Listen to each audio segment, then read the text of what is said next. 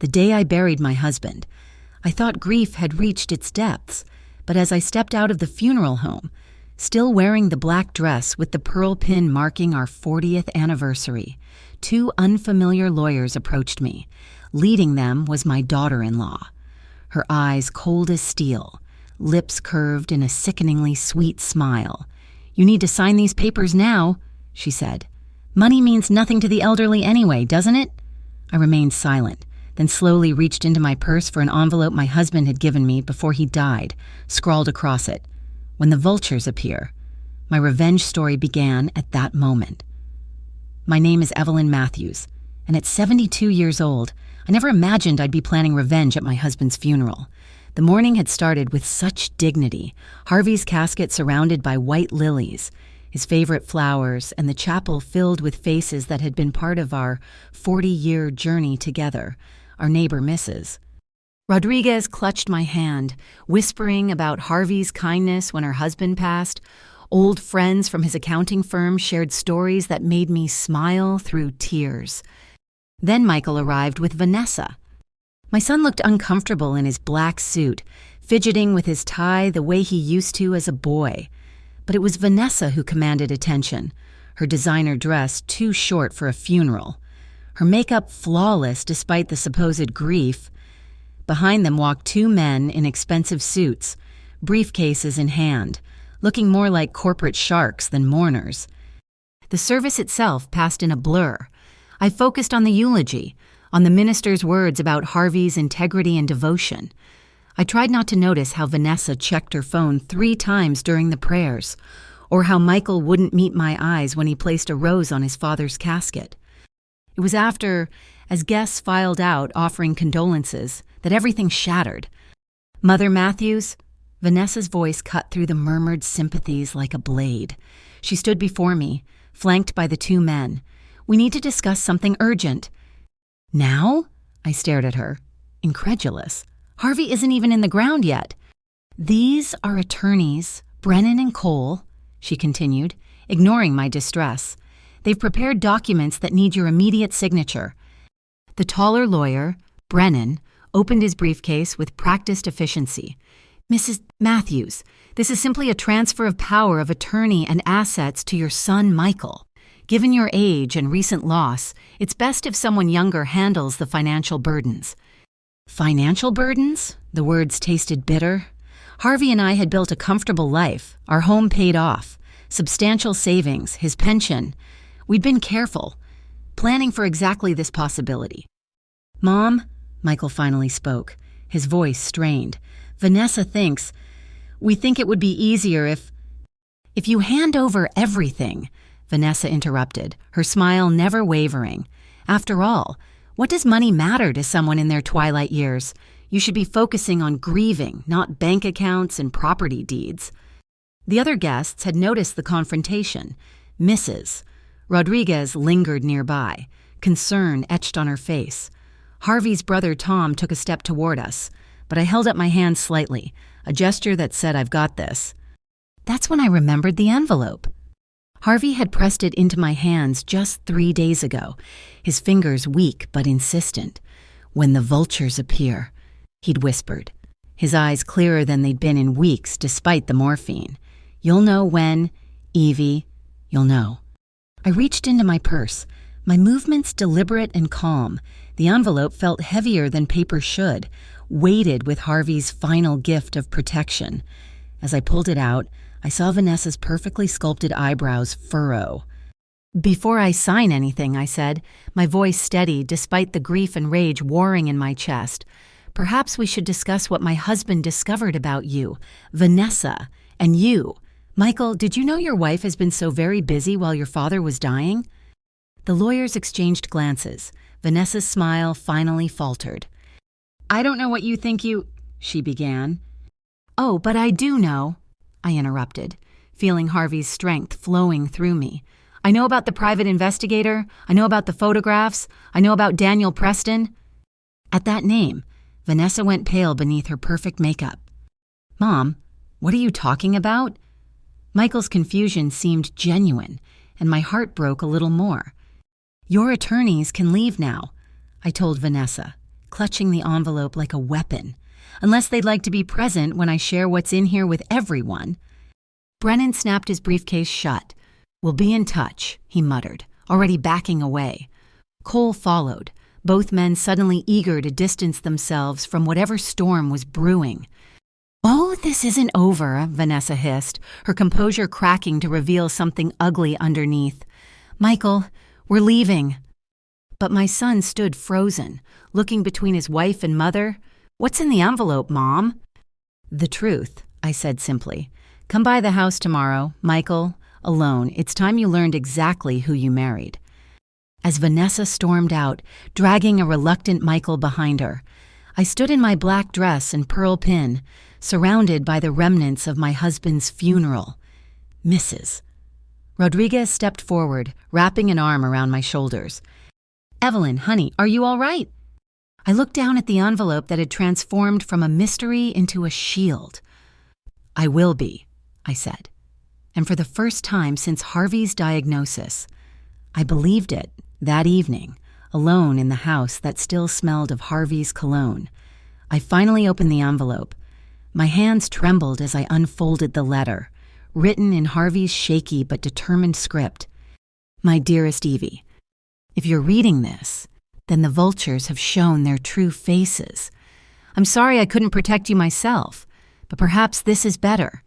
You were always the stronger one. 3 months ago, when the doctors gave me 6 months, I started noticing things. Vanessa's sudden interest in our finances, her questions about life insurance, the house deed, our savings, the way she'd smile when she thought I was sleeping. I hired someone to watch her. Remember Jim Morrison from down the street, the retired detective who helped us when our car was vandalized? He owes me several favors, and he's very good at what he does. What he found will shock you. Evie, the woman our son married is not who she claims to be. Those lawyers she'll bring? They're not real lawyers. Brennan is her cousin from Nevada. He sells used cars. Cole is an actor she hired through Craigslist. I have copies of their emails arranging the whole charade. But that's just the beginning. Vanessa has been having an affair with Daniel Preston, that pharmaceutical executive from Michael's company. Jim has photographs, credit card records, hotel receipts. She's been planning to leave Michael once she gets access to our money and his... I've included Jim's number below. He has everything. Photos, documents, recordings. He's waiting for your call. There's one more thing. Evie. Those papers she wants you to sign, our real lawyer, Harold Steinberg, looked at similar documents she tried to trick Michael into signing last month. They're not just power of attorney forms. Hidden in the legal language are provisions that would give her sole control of everything, cutting Michael out entirely. She's not just stealing from us, she's stealing from our son, too. I know this is a lot to handle on the day you bury me, but you're not alone. Harold is ready to help. Jim has enough evidence to bury her in court, and Michael... Our boy is lost right now, but he's still our son. Save him, Evie. Save yourself. All my love, Harvey. P.S. Check our bedroom safe. The combination is our anniversary. There's one more surprise that will help you fight. I read the letter 3 times before reaching for my phone. Jim Morrison answered on the second ring. Mrs. Matthews. His gravelly voice was gentle. I've been expecting your call. Harvey said you'd need time to process everything. How bad is it, Jim? A pause. Bad enough that I've already shared some preliminary findings with the FBI. This isn't Vanessa's first rodeo, if you know what I mean. My blood ran cold. She's done this before? Different name, different state, same playbook. She targets families with elderly parents and substantial assets. Your husband was smart to catch on early. I made my way to our bedroom, phone pressed to my ear as Jim continued. I've documented everything, Mrs. Matthews, 3 months of surveillance. She meets Preston every Tuesday and Thursday at the Marriott downtown. They've opened joint bank accounts under fake names. She's been slowly draining money from Michael's investment portfolio, small amounts he hasn't noticed yet. The safe opened with a soft click. Inside, along with our important documents, was a thick manila folder and a USB drive. Harvey left you copies of everything, Jim explained. That folder has photographs, bank statements, even a copy of Vanessa's real driver's license. Her actual name is Victoria Morse. She has warrants in 2 states for fraud. I sank onto the bed, overwhelmed. My son, how do I tell him? With the truth, Jim said simply. Harvey loved that boy. This is his way of protecting both of you, even from beyond. After ending the call, I contacted Harold Steinberg. Despite the late hour, he answered immediately. Evelyn, I'm so sorry for your loss. Harvey was a good man. He said you looked at some documents. Yes. His tone turned professional. Vanessa brought them to Michael last month, claiming they were routine updates to his will. Thankfully, Michael mentioned them to Harvey, who asked me to review them. They're sophisticated forgeries designed to transfer assets through a complex web of shell companies, all leading back to accounts controlled by Vanessa. Can we stop her? With what Harvey and Jim have compiled, we can do more than stop her. We can put her away. I spent the rest of the night reviewing the evidence. Photos of Vanessa and Preston in intimate moments. Bank statements showing mysterious transfers. Emails discussing their plans to flee to Mexico once they'd secured the money. Most damning of all, a recorded conversation Jim had somehow obtained where Vanessa laughed about the old man finally dying and called Michael my useful idiot. By dawn, I had memorized every detail. I understood now why Harvey had waited, why he'd prepared so carefully. This wasn't just about protecting our assets. It was about saving our son from a woman who saw him as nothing more than a mark. When the doorbell rang at 9 a.m., I was ready. But nothing could have prepared me for the broken look on Michael's face when I opened the door. Mom, he said, his voice hoarse, Vanessa didn't come home last night. She took the kids to her mother's, said she needed space after yesterday. What's going on? I stepped aside to let him in. Come sit down, sweetheart. We need to talk about your wife. Michael sat at the kitchen table where he'd eaten countless meals growing up, his hands wrapped around a cup of coffee he hadn't touched. I spread the evidence before him methodically. Photos first, then bank statements. Finally, the documents revealing Vanessa's true identity. He picked up a photograph of Vanessa and Daniel Preston leaving the Marriott, their hands intertwined. His face went through a series of transformations: confusion, disbelief, then a dawning horror. This can't be real, he whispered. We've been married 8 years. We have children together. I know, sweetheart. I reached across the table, but he pulled back. You're wrong. Dad was sick, confused. Maybe he misunderstood. Michael. I kept my voice gentle but firm. Look at the dates on these photos. Look at the bank statements. This isn't confusion or misunderstanding. This is evidence. He shuffled through the papers with increasing desperation. When he reached Vanessa's real driver's license, Victoria Morse, age 34, not 31 as she'd claimed, his hand started shaking. The FBI knows, I said quietly. Jim Morrison has been working with them. Your wife has done this before, in Arizona and Nevada. She targets families like ours. Families like ours? His laugh was bitter. You mean families with money? Families with trusting sons, I corrected. Good men who see the best in people. She chose you specifically, Michael, not because you're weak, but because you're kind. He was crying now, silent tears sliding down his face. The kids. Oh God, Mom, what about Emma and James? They're your children, I said firmly. The DNA tests in that folder confirm it. Whatever else she lied about, she didn't lie about that. He looked up sharply. Dad had them tested? He wanted to be sure you'd have full custody when this came to light. He thought of everything. Michael. He spent his last months making sure you and the children would be protected. Michael picked up another document. The fake will Vanessa had tried to get him to sign. As he read, his expression hardened. She was going to take everything, not just from you and Dad, but from me, from our children. Yes. And Preston, he's my colleague. We've had dinner together. He's met my kids. The betrayal in his voice was raw. I pulled out Jim's report on Preston. He's been part of this from the beginning. They met 2 years ago at a medical conference. The affair started almost immediately. Michael stood abruptly, pacing the kitchen. 2 years. 2 years of lies. How did I not see it? Because you loved her, I said simply. Because you trusted her. That's not a weakness, Michael. That's who you are, who your father and I raised you to be. He stopped pacing, looking at me with haunted eyes.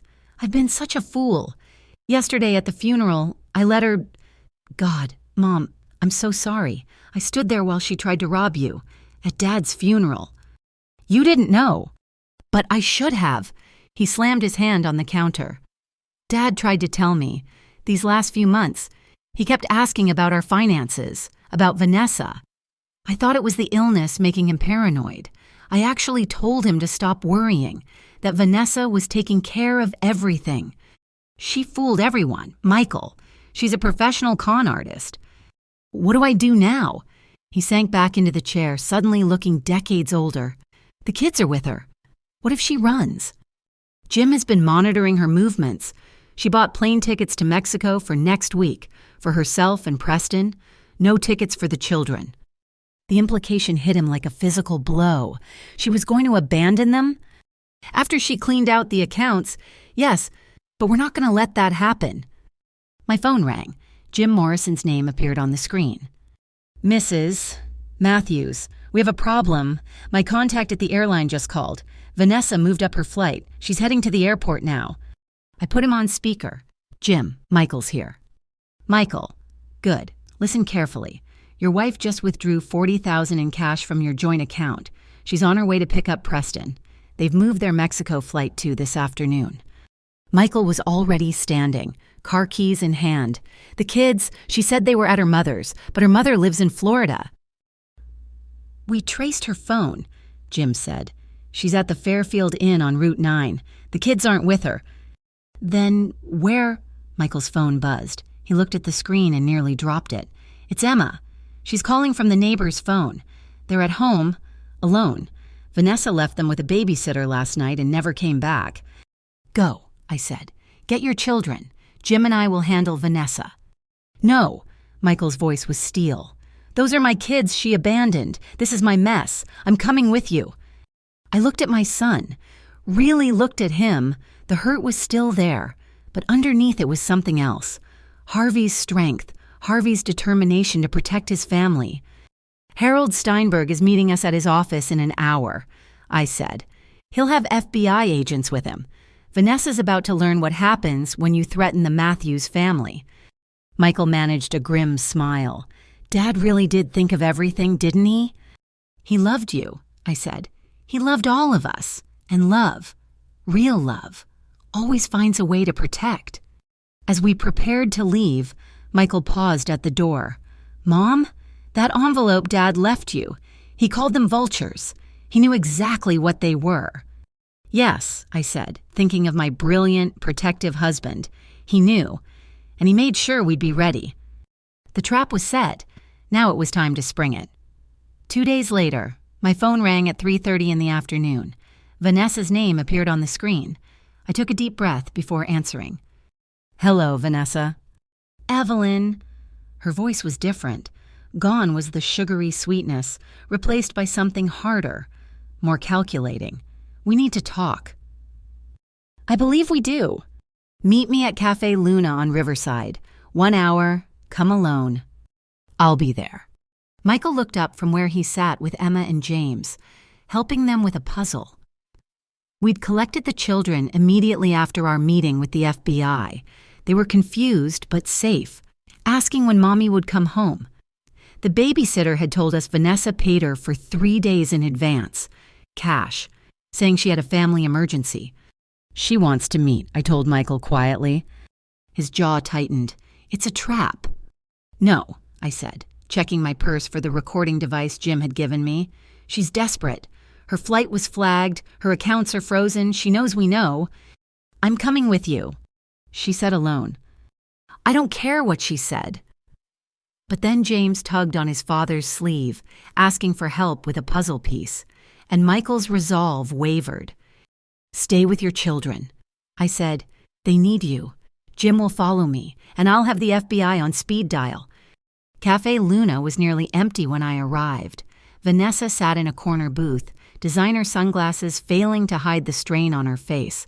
Her perfect appearance was cracking, makeup slightly smudged, hair not quite as polished. "Evelyn," she gestured to the seat across from her. "Thank you for coming." I sat down, placing my purse carefully where the recording device could pick up everything. "You wanted to talk." She laughed, a brittle sound. "Straight to business. I always respected that about you. Harvey was the same way." "Don't," my voice was sharp, "don't you dare speak his name." Her facade slipped for a moment, revealing something cold underneath. Then she reached into her bag and pulled out a checkbook. "Let's skip the pleasantries," she said. "I know you have information, documents, photos. I'm prepared to make it worth your while to forget they exist." "You want to buy my silence?" "I want to make a deal," she wrote quickly, then slid the check across the table. $200,000. "This is just the beginning. Keep quiet. Let me leave quietly, and there's more where that came from." I picked up the check, studying it. Whose account is this drawn on? Does it matter? It does when it belongs to my son. I recognized the account number, one of Michael's investment funds. "You're trying to buy me off with money you stole from my family." She leaned back, crossing her arms. "Prove it." "I don't have to. The FBI already has." For the first time, real fear flashed across her face. "You're bluffing." I pulled out my phone and showed her a photo Jim had sent that morning. Vanessa at the airport being turned away by security. "Your passport's been flagged. Victoria, oh yes, I know your real name. Victoria Morse, wanted in 2 states for fraud, identity theft, and embezzlement." Her hands clenched on the table. "What do you want?" "Justice. For my husband, who spent his dying days protecting us from you. For my son, whose heart you broke. For my grandchildren, who you abandoned with a babysitter while you tried to flee the country." "They were fine," she snapped. "I made sure they were safe." "You paid a stranger to watch them while you ran off with your lover. That's not ensuring their safety. That's abandonment." She leaned forward, dropping her voice. "You think you've won? You have no idea what I have on Michael. Recordings of every cruel thing he's ever said about you. Every time he complained about having to visit. Every time he said he wished you and Harvey would just die already so he could live his own life." The words stung, but I kept my face neutral. "You mean the recordings where you guided those conversations? Where you spent months poisoning him against us? Jim has those too, Vanessa. All of them, including the parts where you coached him on what to say." Her face went white. "Oh yes," I continued. "Your pillow talk with Preston was very enlightening, especially the part where you laughed about manipulating Michael into saying those things. How you'd use them to break the family apart. How easy it was to turn a son against his parents." "You're lying." I pulled out a small recorder and pressed play. Vanessa's voice filled the space between us. "Michael's such an idiot. Today I got him to say he wishes his parents would die already. Recorded the whole thing. If the old witch gives us any trouble, I'll play it for her. Should break her heart enough to sign anything." I stopped the recording. "Would you like to hear more? Perhaps the part where you discuss forging my signature? Or when you and Preston plan which property to sell first?" She was trembling now, rage and fear warring on her face. "What do you want?" she repeated. "I want you to leave. Divorce Michael quietly.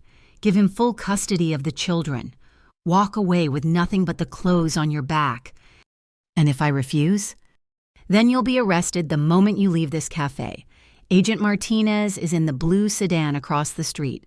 Agent Cooper is at the table behind you, pretending to read a newspaper." She glanced around, finally noticing the subtle surveillance. "This is entrapment. This is consequences." I stood up, leaving the check on the table. "You have 24 hours to decide. Michael's lawyer will send divorce papers to wherever you're staying. Sign them, or face federal charges." "You can't." "I can, and I will. You made one fatal mistake, Vanessa. You assume that because I'm old, I'm weak, that because I'm grieving, I'm vulnerable. But you forgot something important." "What's that?" "I'm Harvey Matthews' wife. and he taught me how to protect what's mine. I turned to leave, then paused. Oh, and Vanessa, that performance at the funeral with your fake lawyers? Brennan's agreed to testify against you in exchange for immunity. Apparently. You've been blackmailing him with some unfortunate photos from his past. He's quite eager to share everything he knows about your operations. Her mask finally shattered completely. You vindictive old bitch! You've ruined everything. No, dear, I said calmly. You ruined everything the moment you decided my family was your next target. I'm just cleaning up the mess. As I walked out, I heard her calling after me, alternating between threats and pleas. I didn't look back. Agent Martinez gave me a subtle nod as I passed his car. It was done. My phone buzzed with a text from Michael. Kids are asking about dinner. How does Grandma's famous spaghetti sound? I smiled, the first real smile since Harvey's diagnosis. On my way home, I typed back, and yes, spaghetti sounds perfect. That evening, as I tucked Emma and James into the guest bedroom, Michael sat at Harvey's desk in the study, staring at a manila envelope marked, "Only when you're ready," in his father's handwriting. I'd given it to him after dinner, explaining it was something Harvey had left specifically for him. "Grandma," Emma asked, clutching her stuffed rabbit, "why isn't Mommy coming home?" I smoothed her dark hair, so like Michael's at that age. "Sometimes grown-ups have to go away for a while, sweetheart, but Daddy and I are here, and we love you very much." "Daddy was crying earlier," James whispered. "Is he sad about Grandpa?" "Yes," I said honestly. "We're all sad about Grandpa. But we're together, and that's what matters." After they fell asleep, I found Michael still in the study, the envelope unopened before him. "I can't," he said without looking up. "What if it's more evidence, more proof of how blind I've been?" I sat in Harvey's leather chair across from him. "Your father loved you, Michael. Whatever's in there, it comes from love." With trembling hands, he opened the envelope. Inside was a letter in a smaller sealed packet. He read aloud. "My son, if you're reading this, then your mother has helped you see the truth about Vanessa. I know you're hurting. I know you feel betrayed, foolish, angry. Feel all of it, but don't let it consume you. I need you to understand something. Vanessa didn't fool you because you're weak. She fooled you because you have your mother's heart. You see the good in people. That's not a flaw, son. That's a gift. The world needs more people who trust, who love, who believe in others. But sometimes we must protect that gift with wisdom. I've watched you these past 8 years. I've seen how she slowly isolated you from us, how she made you question every memory, every feeling. That's what predators do. They don't just steal money, they steal connections. They make you doubt the very people who love you most. Remember Thanksgiving 3 years ago? You called to cancel at the last minute, said Vanessa was sick. She wasn't sick. Son, she was at the Ritz with Preston. I know because I was having lunch there with a client and saw them. I didn't tell you then because I hoped I was wrong. I wanted so badly to be wrong. But I started paying attention. Every family event missed, every phone call cut short, every visit that ended in an argument she somehow started, she was building walls between us, brick by brick. The small envelope contains something that might help you understand. It's a recording from your wedding day, not of the ceremony, of the conversation Vanessa had with her cousin Brennan in the parking lot. Jim retrieved it from the venue's security footage last month. You deserve to hear who she really was, even then. I'm not sharing this to hurt you more. I'm sharing it so you'll understand that none of this was your fault. You were targeted by a professional. You were hunted. But here's what she didn't count on: the strength you inherited from both your parents, the love that built this family, the bonds that even her lies couldn't completely sever. Your children are lucky to have you. Raise them with that same trusting heart, but teach them wisdom too. Teach them that good people sometimes meet bad people, and that's not a reason to stop being good. Forgive yourself, son, and when you're ready, not now, but when you're ready, forgive me for not protecting you better, for not speaking up sooner, for letting my fear of pushing you away keep me silent too long. Your mother is a force of nature. Let her help you heal. Let her love you through this. And remember, you're my son. Nothing Vanessa did, nothing she said, could ever change how proud I am of you. All my love, Dad. P.S. Check your old baseball trophy from high school, the one you keep on the bookshelf. I left something there for the kids. Michael was sobbing now, great heaving sobs that shook his whole body. I moved around the desk and held him as he cried, this grown man who was still my little boy. He knew, Michael gasped. He knew everything, and he still loved me. Of course he did. You're his son. I said terrible things. Mom, she'd start these conversations about you being controlling, about Dad being stubborn, and I'd agree just to keep the peace. I'm so sorry. Shh, I soothed. We know. We've always known, and we've always understood. He pulled back, wiping his eyes. The recording, should I listen to it? That's your choice, but maybe not tonight. He nodded, then stood and retrieved the baseball trophy from the shelf. Inside the hollow base were 2 small jewelry boxes. Emma's held a delicate gold locket with pictures of Harvey and me. James's contained a child's watch, Harvey's first watch, the one his father had given him. He thought of everything, Michael whispered. He thought of family, I corrected. Always family. My phone buzzed. A text from Jim. She's been taken into custody. Preston, too. Found evidence of 6 more victims across 4 states. This is bigger than we thought. I showed Michael the message. He read it, then looked at me with something like wonder. You did this. You and Dad, you saved us. No, I said firmly. We're saving each other. That's what families do. Later, as Michael called Harold Steinberg to discuss custody arrangements, I stood in my bedroom holding Harvey's pillow. It still smelled like him, Old Spice and peppermint. We did it, my love, I whispered. The vultures came, but we were ready. I could almost hear his voice. I knew you would be. Evie. I always knew. Tomorrow would bring lawyers, paperwork, difficult conversations with the children. But tonight, my family was under one roof, safe and together. The Matthews family had weathered the storm. And somewhere, I was certain, Harvey was smiling. The next morning brought an unexpected call from Harold Steinberg. Evelyn, I need you and Michael at my office immediately. We've uncovered something significant. An hour later, we sat in Harold's conference room alongside Agent Martinez and a woman I didn't recognize, a federal prosecutor named Sarah Winters. Mrs. Matthews, Winters began, spreading files across the table. What your husband uncovered goes far deeper than we initially thought. Victoria Morse, Vanessa, is part of an organized ring that's been operating for over a decade. She showed us a chart with photographs connected by lines.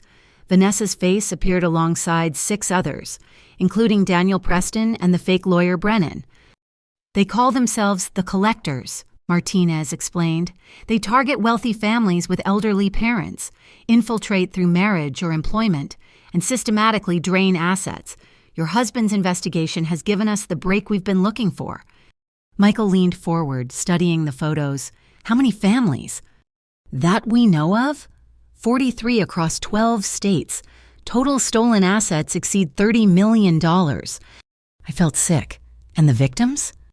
3 elderly parents died under suspicious circumstances after signing over their estates. We're reopening those cases. Harold cleared his throat. Here's where it gets interesting. Harvey didn't just collect evidence, he laid a trap. The private investigator, Jim Morrison, he's been feeding Vanessa false information for months on Harvey's instructions. What kind of false information? I asked. Winters smiled grimly. Harvey created fake financial documents showing hidden offshore accounts worth millions. He made sure Vanessa would find them. She took the bait and contacted her associates about this bigger score. We've been monitoring those communications. My father set up a sting operation? Michael sounded amazed. A brilliant one, Martinez confirmed. He gave us enough to take down the entire network, but we need your help to finish it. Harold pulled out a thick document. Vanessa's been in custody for 18 hours. She's scared, but not talking. Her associates don't know she's been arrested yet. We want to use that." "How?" I asked, though I suspected I knew. "She's desperate to get out," Winters explained. "We're prepared to offer her a deal, limited charges in exchange for full cooperation. But first, we need her to make contact with her partners. To do that, she needs to believe she still has leverage." "You want us to meet with her?" Michael said flatly. "In a controlled environment, she'll be wearing a wire. We need her to reach out to her network, arrange a meeting, once we have them all in one place." "You can arrest everyone, and I finished." Michael shook his head. "After what she's done to my family, you want us to help her?" "We want you to help 43 families get justice," Winters said quietly, "and prevent who knows how many future victims." I thought of Harvey, spending his final months as a detective instead of resting. He'd want us to finish this. "We'll do it," I said. Michael looked at me in surprise. "Harvey started this. We'll end it." 2 hours later, we sat in a stark interview room. Vanessa was brought in, wearing orange jail clothes that made her look pale and ordinary. Gone was the polished predator who'd tried to rob me at my husband's funeral. "Evelyn, Michael." She tried for her old confident tone but failed. "I suppose you're here to gloat." "We're here to offer you a chance," I said calmly, "though you don't deserve it." Her eyes sharpened. "What kind of chance?" Winters laid out the deal. Testify against the collectors, help bring them down, and face reduced charges, 5 to 7 years instead of 20 to life. "They'll kill me," Vanessa said flatly. "You don't understand what these people are capable of." "We understand they've destroyed dozens of families," Michael said. "We understand you helped them." You were just what?" I interrupted. "Following orders? You abandoned my grandchildren? You tried to steal my husband's life's work while his body was still warm. You spent years poisoning my son against his family. Which part of that was just following orders?" She had the grace to look away. "Here's what's going to happen," Winters said. "You're going to call Preston. Tell him you made bail using money you'd hidden. Say you need an emergency meeting with everyone tonight to split the remaining assets and disappear. They'll know it's a trap." "Not if you sell it," Martinez said. "You're good at lying, aren't you? This should be easy." Vanessa looked at each of us, calculating. Finally, her shoulders slumped. "Fine, but I want the deal in writing first." As the lawyers worked out details, Vanessa turned to Michael. "For what it's worth, I did care about you, in the beginning." "When?" he asked coldly. "Before you met Preston? Before you started stealing from me? Or before you decided my father's death was your opportunity to score big?" "I'm not a monster," she whispered. "No," I said. "You're worse. A monster acts on instinct. You chose to destroy families. You chose to abandon children. You chose greed over everything else." "I grew up with nothing," she said defensively. "You can't understand what that's like." "My husband grew up in a 2-room apartment with 5 siblings," I replied. "He worked 3 jobs to put himself through college. He built everything we have through honest work. Poverty doesn't excuse becoming a predator." The deal was finalized. Vanessa made the call, her voice steadier than I expected. She played her role perfectly, the desperate con artist needing her crew's help one last time. The meeting was set for 10 that night at a warehouse the collectors used for planning. 7 people would attend, including the ringleader, a man named Marcus Chen who'd been running these schemes for 15 years. As we prepared to leave, Vanessa called out, "Evelyn, there's something else. Something not in the files." I paused at the door. Harvey knew he was dying 2 months before the doctors told him. He found out during a routine scan but didn't tell anyone. He used that time to investigate me instead of starting treatment earlier. My heart clenched. Michael grabbed my arm, steadying me. "You're lying," he said. "Check his medical records. He delayed treatment by 8 weeks. 8 weeks he spent building a case against me." She met my eyes. "He chose revenge over time with you. How does that make him different from me?" I walked back to the table, leaning down until we were face to face. "He chose protecting his family over himself," I said quietly. "He chose ensuring our future over extending his present. That's not revenge. Vanessa, that's love. Something you'll never understand." We left her there, small and defeated in her orange jumpsuit, in the hallway. Michael pulled me into a fierce hug. "Is it true?" he asked. "About Dad delaying treatment?" "It sounds like him," I admitted, putting us first, even then. "I'm gonna miss him forever," Michael said. "Me too," I whispered. "But he's still protecting us, even now." Tonight, the collectors would fall. Harvey's final gift to not just us, but to all their victims. My brilliant, stubborn, wonderful husband saving families until the very end. The federal courthouse was packed for the final hearing. 6 months had passed since that night at the warehouse when FBI agents arrested 7 members of the collectors, catching them with detailed plans for their next targets and evidence of their past crimes. Now it was time for the reckoning. I sat in the gallery beside Michael, watching as Vanessa took the stand for the last time. She looked smaller than I remembered, her designer wardrobe replaced by a simple gray suit. As she detailed the organization's methods, how they selected victims, infiltrated families, manipulated emotions, I felt both vindication and profound sadness. "The Matthews family was supposed to be my final score," she testified, her voice steady but hollow. "Marcus Rivera said they were perfect elderly father dying, substantial assets, a son who could be isolated from his parents." Prosecutor Winters walked her through the evidence. "And what role did Daniel Preston play?" "He was my assigned partner. We'd work together. I'd handle the family. He'd help move the money. Then we'd split the take and disappear." "How many families did you personally target?" 7. The Matthews were the 8th. Michael tensed beside me. I took his hand, feeling him tremble. "And what made the Matthews case different?" Winters asked. Vanessa's eyes found mine in the gallery. "Harvey Matthews. He saw through me. Most marks, targets, they're either too trusting or too sick to notice. But he noticed everything, every lie, every manipulation. He turned the hunter into the hunted." The lead defendant, Marcus Rivera, watched from the defense table with cold fury. He'd run the collectors for 15 years, destroying families with surgical precision. But Harvey's trap had been more precise. "Tell the court about the fake documents Harvey Matthews created," Winters continued. "He fabricated records of offshore accounts worth $12 million, made them just hard enough to find that I'd believe they were real. I reported the discovery to Marcus, said we could triple our usual take." "And that greed led to your downfall?" "Yes." Her voice was barely a whisper. "If I hadn't been so focused on those fake millions, I might have noticed the real investigation closing in."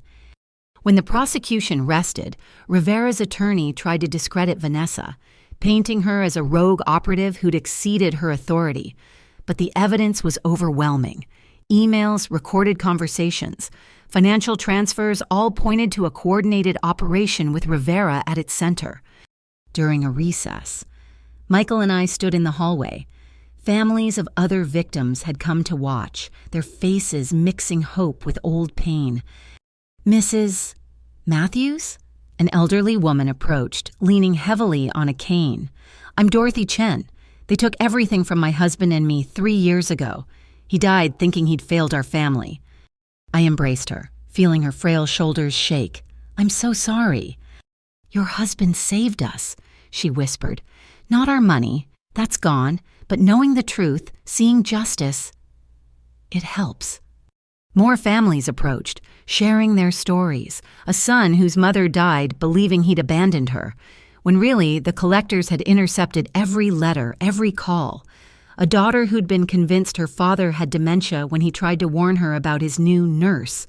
Each story broke my heart and strengthened my resolve. When court reconvened, it was time for victim impact statements. I had prepared remarks, but standing at the podium, looking at Vanessa and Rivera and their co-conspirators, different words came. My husband was diagnosed with terminal cancer and given 6 months to live. He could have spent that time traveling, relaxing, making peace. Instead, he spent it protecting others from you. He used his dying days to ensure no other family would suffer what you planned for ours. I pulled out a photograph. Harvey at our last anniversary dinner, already thin from illness but smiling. This is who you tried to destroy. A man who worked honest jobs his whole life, who raised a good son, who loved his grandchildren, who saw you coming and chose to fight back with his last breath. Rivera shifted uncomfortably. Vanessa stared at her hands. You didn't just try to steal money, I continued. You tried to steal connections, love, trust, the very things that make us human. But you failed, because love is stronger than greed. Family is stronger than your schemes, and Harvey Matthews was stronger than all of you combined. Michael spoke next, his voice breaking as he described the confusion of loving someone who'd systematically destroyed his life. She didn't just steal from my bank account. She stole my relationship with my parents.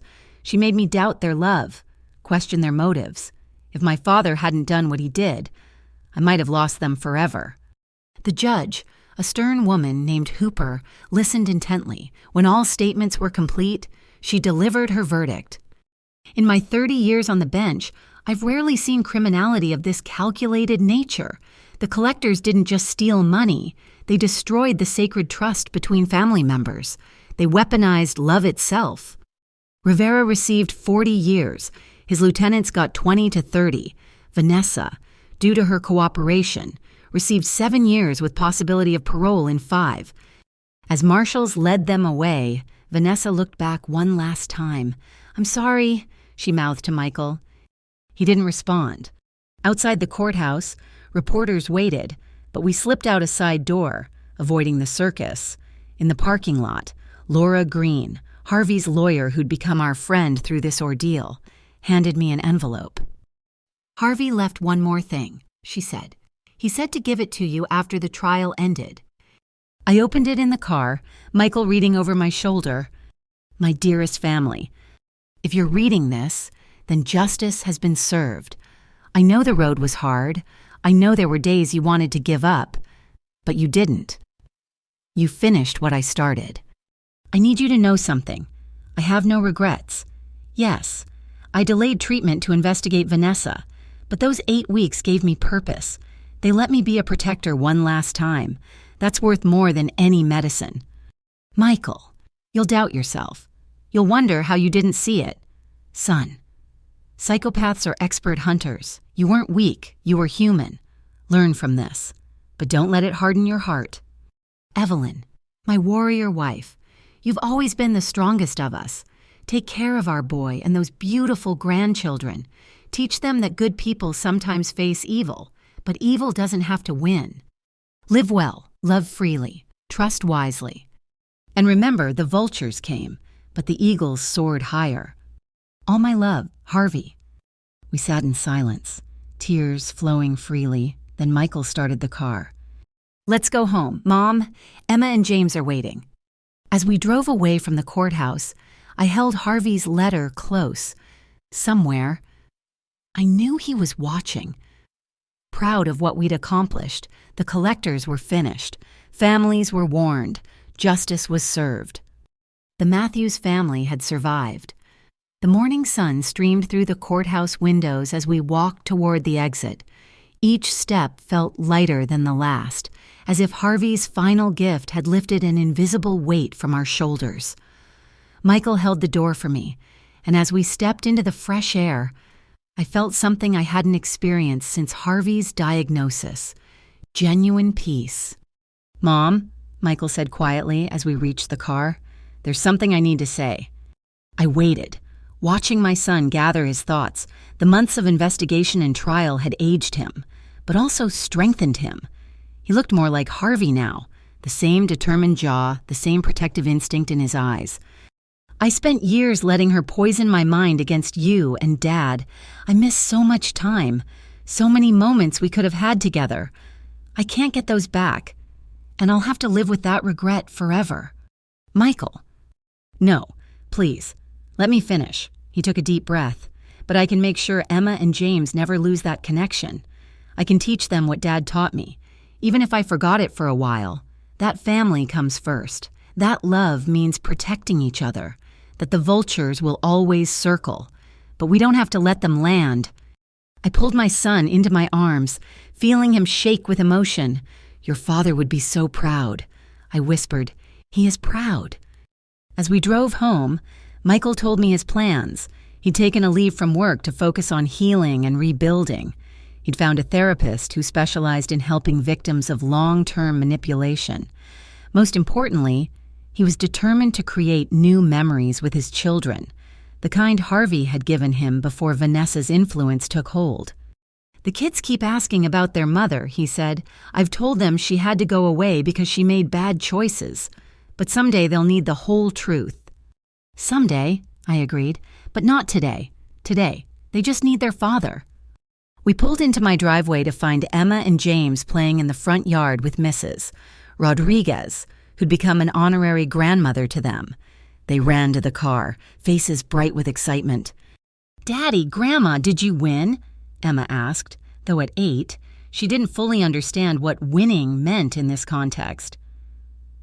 Yes, sweetheart, Michael said, scooping her up. We won. Does that mean the bad people can't hurt anyone else? James, always the serious 6-year-old, needed concrete answers. That's exactly what it means. I told him. Grandpa made sure of it. Inside, I found myself in Harvey's study, his presence still tangible in every corner. His reading glasses sat on the desk next to the last book he'd been reading, a mystery novel he'd never finish. But on the wall, he'd added something new before his final hospital stay, a family photo from last Christmas, before we knew about the cancer, before everything changed. We were all smiling, even Vanessa, though now I could see the calculation behind her eyes. I heard footsteps and turned to find Michael in the doorway. The kids want to know if they can stay here for a while, he said. I told them we'd have to ask you, but... This is your home, I interrupted. It will always be your home, all of you. That evening, as I helped Emma with her homework and Michael taught James to play chess using Harvey's old set, I thought about the strange journey that had brought us here. Harvey's death had revealed a monster in our midst, but it had also revealed something else, the unbreakable strength of real love. The doorbell rang, interrupting my thoughts. Michael tensed, still jumpy from months of deception, but I recognized the figure through the glass. Jim, I said, opening the door to the private investigator who'd helped save us. Come in. He entered, hat in hand, looking oddly formal. Mrs. Matthews, I wanted to stop by one last time. Make sure you're all doing okay. We're healing, I told him honestly. It's a process. Good, that's good. He shifted uncomfortably. I also wanted to give you this. He handed me a small flash drive. Harvey asked me to document everything, not just for the case, but for you. There are photos, videos, good memories mixed with the evidence. He said when you're ready, you might want to see how hard he fought for all of you. I clutched the drive, tears threatening again. Thank you, Jim, for everything. He was a good man, Jim said simply. The best. It was an honor to help him protect his family. After Jim left, we gathered for dinner. Spaghetti, as promised. As I watched Michael help his children set the table, chattering about school and friends and normal things, I realized this was Harvey's true victory. Not the money protected or the criminals jailed, but this, his family together, safe, learning to trust again. Grandma, James said suddenly, do you think Grandpa can see us? I looked around the table at Michael's healing heart, at Emma's innocent joy, at James's serious little face and smiled. I know he can, I said, and I know he's happy. That night, after the children were asleep, Michael and I sat on the porch, watching the stars Harvey had loved to name for his grandchildren. She was wrong, you know, Michael said quietly. What Vanessa said about Dad choosing revenge over time with us, he didn't delay treatment to punish her. He delayed it to save us. I know, I said. That was Harvey. always putting others first. I'm going to be better, Michael promised. A better son, a better father, the man Dad knew I could be. You already are, I told him, and meant it. A shooting star streaked across the sky, brief but brilliant. Like Harvey's final months, I made a wish, not for what we'd lost, but for what we'd found. The truth that love, real love, endures beyond death, beyond betrayal, beyond every scheme the vultures might devise. In the distance, a church bell tolled 10 o'clock. Time to rest, time to heal, time to begin again. The Matthews family had not just survived, we had triumphed, and somewhere in the vast beyond. I knew Harvey Matthews was smiling, his final mission complete. The vultures had come for us, but love had prevailed. It always does, in the end. Nay, thank you for listening to this story.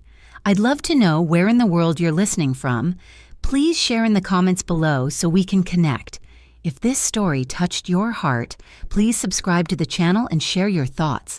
Your support means everything, and I look forward to bringing you more stories of family, justice, and the triumph of love over greed.